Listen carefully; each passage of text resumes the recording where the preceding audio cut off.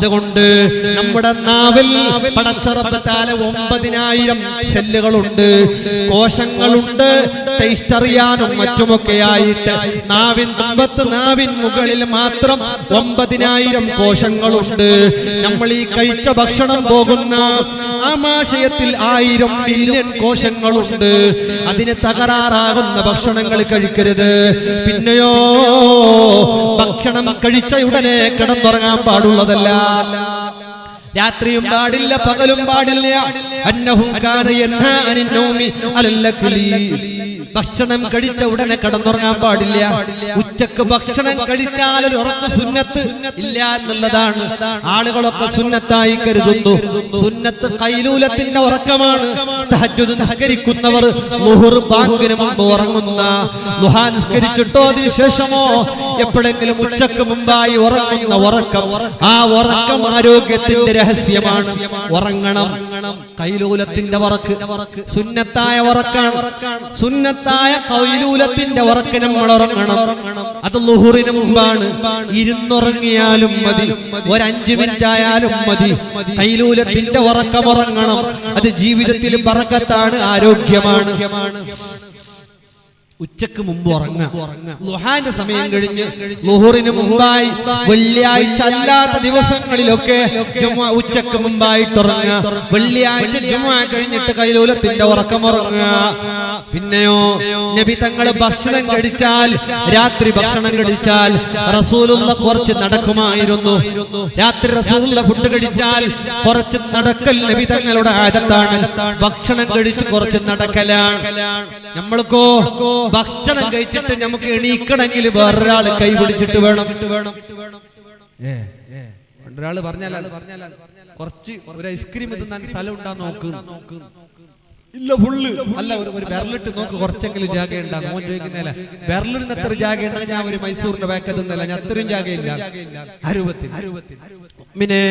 കുറച്ച് തിന്ന് നടക്കണം. മുഹമ്മദുർ റസൂലുള്ളാഹ് രാത്രി ഭക്ഷണം കഴിച്ചാൽ കുറച്ച് നടക്കുമായിരുന്നു. രാവിലെ സുബഹി നിസ്കാരം കഴിഞ്ഞ് ഔറാദുകൾ കഴിഞ്ഞാൽ റസൂലുള്ളാഹ് ഒരൽപ്പം നടക്കുമായിരുന്നു. ചെരുപ്പിട്ടിട്ടും ചെരുപ്പിടാതെയും നടക്കുന്നത് നബി തങ്ങളുടെ ഹദീസിൽ കാണാം. നബി തങ്ങൾ ചെരുപ്പിട്ട് നടന്നിട്ടുണ്ട്, ചെരുപ്പിടാതെയും മണ്ണിലൂടെ നടന്നിട്ടുണ്ട്.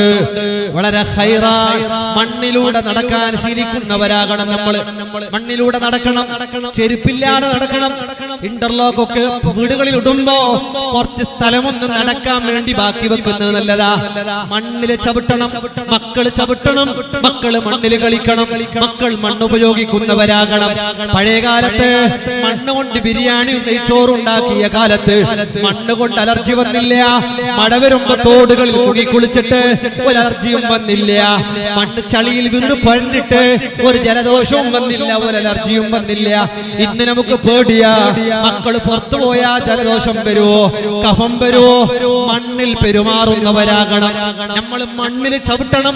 ബ്രെയിനിന്റെ പ്രവർത്തനത്തിന് വളരെ നല്ലതാ ഒരു മനുഷ്യന്റെ കാല് മണ്ണുമായി ടച്ച് ചെയ്യുന്നത്. മണ്ണിൽ ചവിട്ടണം. അത്ഭുതമുള്ള മണ്ണ്. കാരണോ മൺപാത്രത്തിൽ ഭക്ഷണം ഉണ്ടാക്കാൻ അതിൽ ബറക്കത്തെന്ന് പറഞ്ഞത് എന്തിനാണ്? ഭക്ഷണത്തിൽ വരുന്ന പോയിസനുകളെ വലിച്ചെടുക്കാൻ കഴിവുള്ള പാത്രമാണ് മൺപാത്രങ്ങൾ. മൺപാത്രത്തിന് വല്ലാത്ത കഴിവുണ്ട്, പോയിസൺ വലിച്ചെടുക്കുന്ന കഴിവുണ്ട്.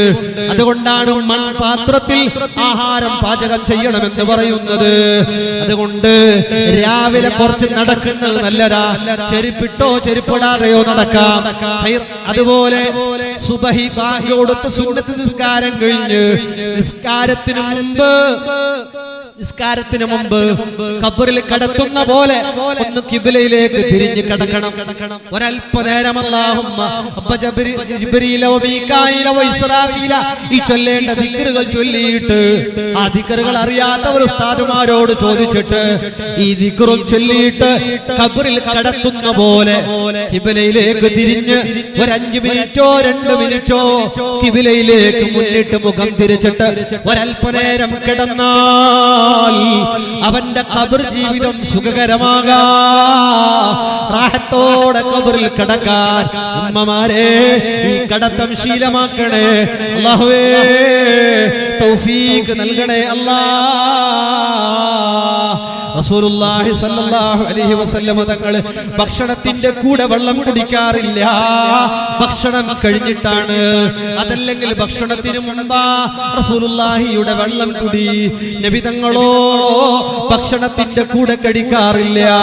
അതുകൊണ്ട് മുഅ്മിനേ, നമ്മൾ റസൂലുള്ളാഹി സ്വല്ലല്ലാഹു അലൈഹി വസല്ലം അബൂബക്കർ തങ്ങൾ ഉദ്ധരിക്കുകയാണ്, അന്ന റസൂലല്ലാഹ് കാന യക്റഹു അൻ-നൗമ ഖബല ഇശാ.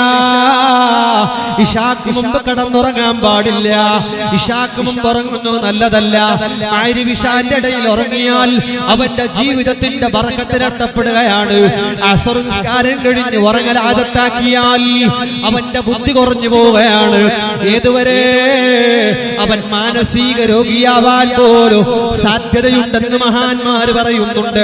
അസ്ർ കഴിഞ്ഞ് പണ്ടൊരു ഉസ്താദ് വയൽ പറഞ്ഞു അത്രേ, നാട്ടുകാരോട് വയൽ പറഞ്ഞു, 40 ദിവസം അസ്ർ കഴിഞ്ഞിട്ടുറങ്ങിയാൽ 40 ദിവസം അസ്ർ കഴിഞ്ഞിട്ടുറങ്ങിയാൽ അവന് ഭ്രാന്താകുമെന്ന് വയൽ പറഞ്ഞു. ചില ആൾക്കാർക്കൊക്കെ അങ്ങനെ ഉണ്ട്. എന്ത് വയലെന്ന് പറഞ്ഞെന്നെ ഉൾട്ടാക്കുക, ഉസ്താദന്മാരോട് ചോദിച്ചിട്ട് പക വിട്ടുന്ന പറഞ്ഞല്ലേ എതിരാക്കുക. ഓ നോക്കി അല്ല വെച്ച പോലെ ഉസ്താദിനോട് ഉസ്താദിനെ ചനിവിരിക്കണം, നോക്കാം എന്താണ് ഭ്രാന്താനാ നോക്കാന്ന്. 40 ദിവസം 39ാമത്തെ ദിവസം രാത്രി വന്നിട്ട് ഉസ്താദോട് പറഞ്ഞു, ഉസ്താദേ എനിക്ക് ഭ്രാന്തായിട്ടില്ല.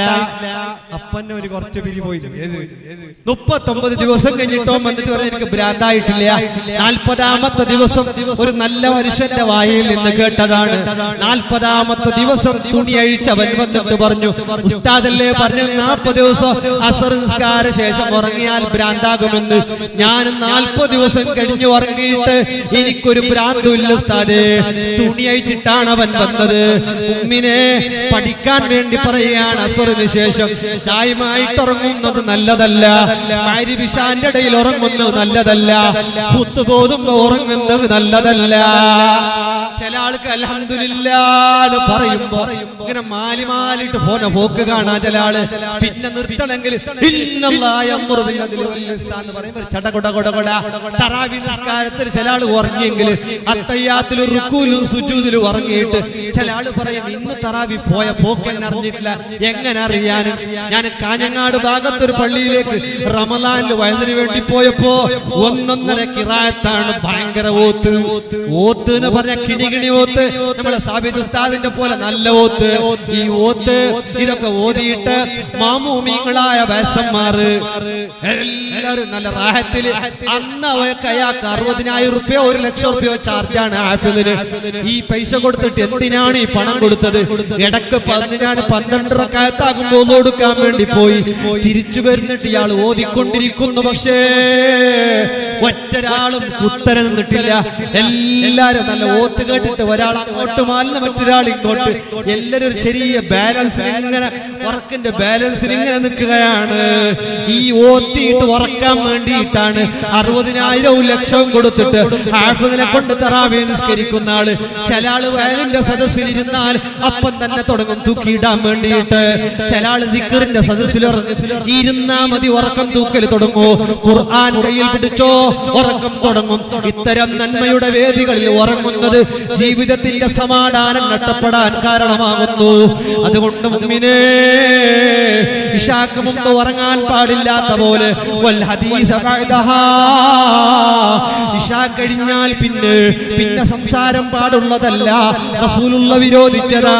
പിന്നെ ടിക്ടോക്കിൽ വേണ്ട, പിന്നെ വീഡിയോ കോളിൽ വേണ്ട, പിന്നെ പബ്ജിയിൽ വേണ്ട, പിന്നെ ഒരു ഇൻസ്റ്റാഗ്രാമിലും വേണ്ട, ഒരു തിന്മയിലും വേണ്ട.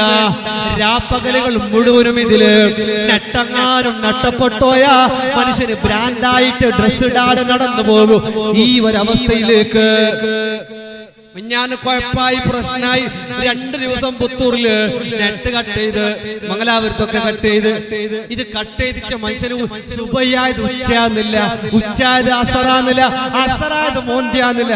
ഒരാൾ ചോദിക്കുന്നത്ര പിതാവിനോട്, ബാപ്പ ഇത്ര ലോങ് ഉണ്ടാ? എത്ര ലോങ്? ഇത്ര ദീർഘമാണോ ദിവസം? ഇത്ര കാലം ഇവൻക്കറിഞ്ഞിട്ടില്ല. നെറ്റില്ലാതെ ആളുകൾക്ക് എന്ത് ചെയ്യണം എന്നറിയുന്നില്ല. പലയിടത്തും പോയി വിളിച്ചു ചോദിച്ച് നിങ്ങളുടെ വൈഫൈ ഉണ്ടാ, നിങ്ങളാടെ ഉണ്ടാ? ഒരു സ്ഥലത്ത് എയർടെൽ കണക്ഷനാണ്. ഞങ്ങളും പോയി മംഗളത്തിന് പോകുമ്പോ ഒരു ദിവസം നെറ്റില്ലാതെ സഹിച്ച് രണ്ടാമത്തെ ദിവസം പോകുമ്പോ ഒരു രോഗിയായ മനുഷ്യൻ ഒരാള് അതിന്റെ അടിയിൽ നിന്നിട്ട് ഇങ്ങനെ ഒത്തുന്നു. അയാളോട് മെല്ലെ ചോദിച്ചു എന്തെങ്കിലും സ്ഥിതി തന്നെ വന്നേ ആടെ എയർടെൽ നെറ്റ് ഇങ്ങനെ ഇട്ടാന്ന് വന്ന ആൾക്കല്ല. അത് എത്ര ദൂരം ഭയങ്കര കട്ടാന്നില്ല. ഞാൻ ചോദിച്ചു അയാളോട് അല്ല എന്തില്ല അല്ല നെറ്റ് കിട്ടുന്നില്ല അങ്ങനെ വന്നേന്നാര് ഇയാളെ കിടാവിനെ വിളിച്ചോണ്ട് വന്നില്ല സുബൈക്ക് ഇയാള് നെറ്റ് കണക്ട് ആക്കാൻ. ഞാൻ ചോദിച്ചു എന്ത് സിം വോഡാഫോൺ. ഞാൻ പറഞ്ഞില്ല നിങ്ങൾ പോയി അപ്പൊ നെറ്റില്ലാതെ ഈ രൂപത്തിൽ രാത്രി മുഴുവനും ഇതിൽ ചെലവഴിക്കുക. ഇശാ കഴിഞ്ഞാൽ നട്ടപ്പാതിര രാത്രി വരെ 3-3:30 വരെയുള്ള ഉറക്കമാണ് ആരോഗ്യത്തിന്റെ രഹസ്യമായ ഉറക്കം. ആ ഉറക്ക കളഞ്ഞിട്ട് നീ ചെലവഴിക്കുന്ന സകലതോ അല്ലാഹുവിന്റെ റസൂലിന് ഇഷ്ടമല്ലാത്തതാണ്. അതുകൊണ്ട് രാത്രി സമയം ചെലവഴിക്കുമ്പോ നന്മയിൽ മാത്രം ചെലവഴിക്കണേ. അതുപോലെ